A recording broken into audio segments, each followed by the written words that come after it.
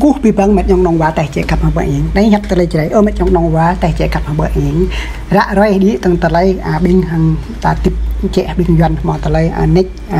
thì chạy bên doanh đại công sản nên mòn tay lấy ta hàng tay lấy ta bẹ mà nhu ta bẹ ta đuổi tay của mình nhu đất bờ bê ta bên mặt trong nòng vá ta chạy bên nhu vì chẳng thế ta hàng bên mệt trong nòng vá ta play bằng play plan là bọn ta hàng chạy bên nhu còn ta mắc bên doanh clean đại công sản nên chạy hàng nhu hàng tay lấy nhu xem cái bờ play bên ta đấy có chẳng gì bẹ bên nhu chẳng gì mùi bên bên ta thọt lại thọt nick ở đã ta là nhu nick play cho ta mình cho nên ta có chẳng ông thế ta ham tôi tê play tê bờ rồi như nên ta giữa chẳng ham tôi chẳng ta bật ta ham tôi chẳng nghe ta lấy ta thao nặng bật ta bẹ đối cho nên có chẳng ông thế ta nằm cái bờ la tôi cái nhu nằm cái play nằm quẹo quắc la tôi nhu ta bẹ đối ta nằm nhiều to ta nằm bây giờ cái như trẻ bây giờ nhiều to có bình ta to bình làm lại to bình lại là bọn ta nhiều to mà dây bình ta to bình bread bình ăn na như cái xem cái dây bình ta thì mua được rồi xem bình vân như lại xem bình vân đau xem bình vân ta là không bố xem bình vân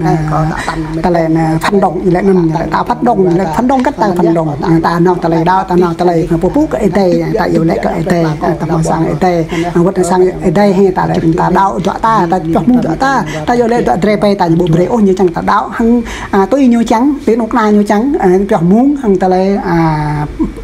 bố cái bạc hồ như bố cái bình nóc na như là lầu bố bình khoa như mua như lầu thế nên như vậy cả ta là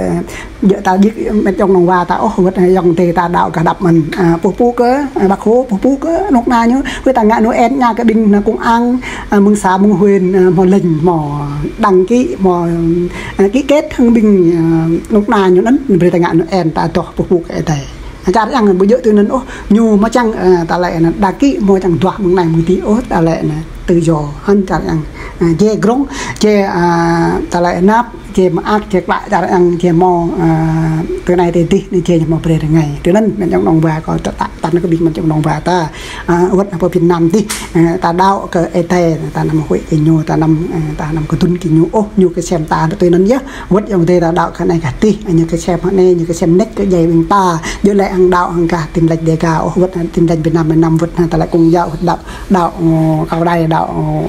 luôn ta ông ta brain nó ta lại đạo Việt Nam thì nhưng brain như cả thằng ta lại phục vụ cái đặc hồi phục vụ cái nóc na như ếch ngạ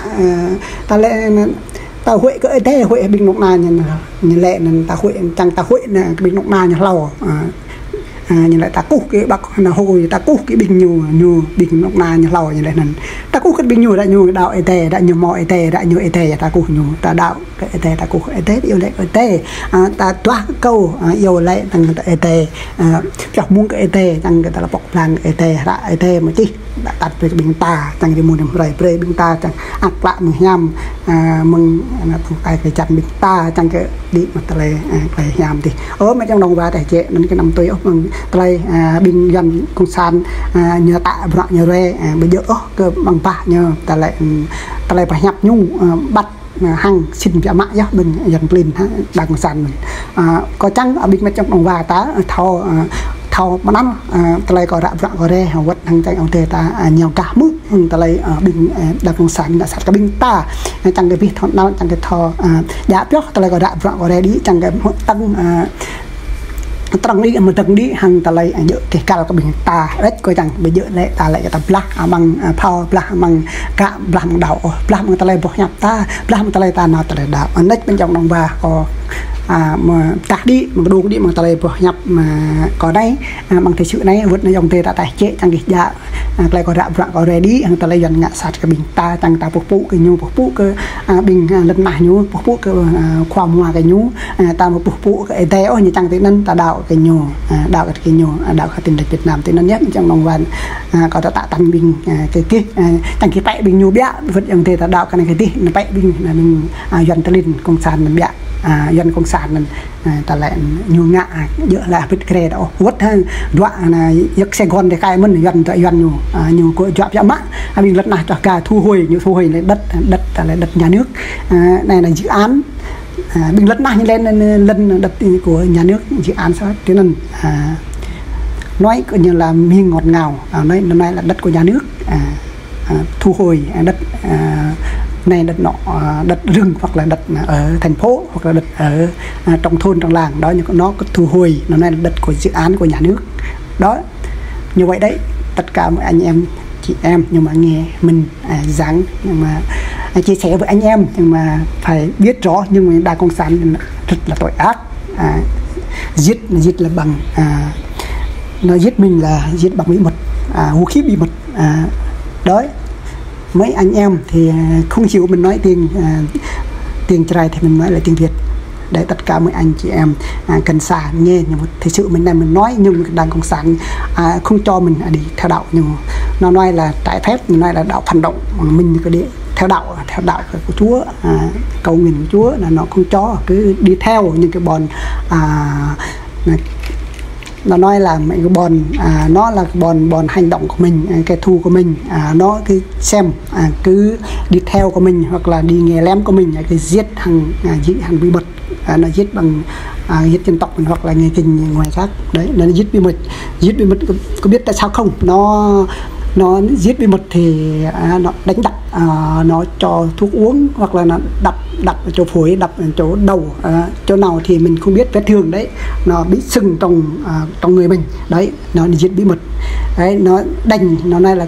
nếu mình nói ra bạn bè thì nó nói là đừng nói là đánh nha, là mình không có đánh nó xử lý mình như vậy đấy. Rất là tội nghiệp cho anh chị em. Mình rằng mình nói đến kiến những cái người Đảng Cộng sản, người làm công chức của nhà nước phải nghe, phải tôn trọng, và người dân phải làm chủ, người dân phải có quyền tự do, là quyền của con người thì của người nông dân thì còn làm chủ chứ. Người nông dân thì phải có quyền ý kiến, nhưng cái gì mà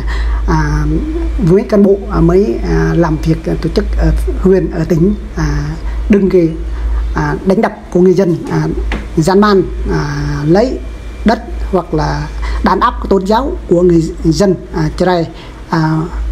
hoặc là đàn áp nhưng cái đất đai,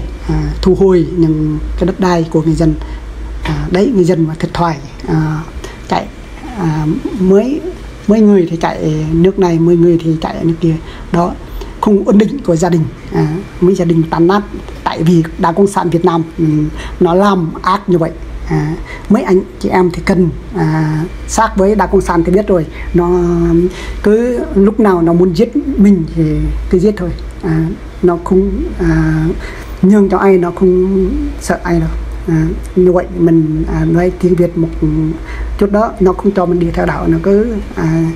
nếu mà đi theo đạo mình thờ phượng này kia là nó không cho, nó này là mình phản động hành động nó, mình khủng bố nó là như vậy. Ngược lại là nó khủng bố mình ấy, mình cái đi theo đạo thì mình cầu nguyện của Chúa là nó không cho. Cứ cầu nguyện thì cầu nguyện của Đảng Cộng sản của nó, hỏi Đảng Cộng sản, hỏi mấy cán bộ, hỏi mấy công an để mình làm tổ chức Giáng sinh hoặc là tổ chức những cái gì, ăn uống những cái gì trong nhà thờ, nó phải gặp Đảng Cộng sản, phải gặp mấy người lãnh đạo. Tại sao mình đi theo đạo của Chúa, mà đạo của Chúa Trời mà mình xin phép của Chúa Trời chứ? Tại sao mình xin phép của Đảng Cộng sản? Tại sao mình xin phép của chính phủ Đảng Cộng sản thì giết mình hàng ngày, hàng tháng, hàng năm thôi, mình không đi theo nó, mình tự quyết của mình như vậy. Mình chia sẻ với anh chị em gần xa trong Việt Nam hoặc là ngoài nước. Anh nhắc có cô bị băng bệnh trong lòng và ta tự nhiên có đã ra bạc lê ta lấy nhập yuan na trong tê ta bờ thời nhập tre na dòng tê bàn việt dầu ta yuan chẳng ta lại có chia sẻ về mình là Đảng Cộng sản ngạ đàn áp của mình ta chẳng ta lại mình ta thoát nào ta thò bẹ đuổi Đảng Cộng sản nên anh nhắc có cô bị băng bệnh trong lòng và tại chế khắp bệnh của chỉ tự này